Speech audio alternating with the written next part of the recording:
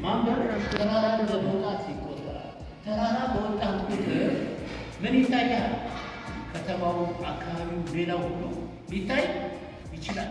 ቤተ መጻሕፍት በእርግጥ መዋቅር ሊያስፈልገው ይችላል። ምናልባት ተቀጣሪ ሰራተኛ ማቴበር ወዘተ ይባላል። በነገራችን ላይ ወዘተ የሚለው ወዘተ ማለት ዘይት ተወዳጅ ማለት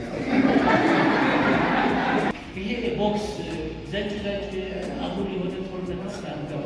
የሰለጠኑት ሀገሮች እኮ በአስተሳሰብ የሄዱት በመደማመጥ በመከባበር በጠረጴዛ ዙሪያ በንጹህ ጠረጴዛ ዙሪያ ምን እያደረጉ እየተደራደሩ እስከ መቼ ነው ሰላማችን የምናለው?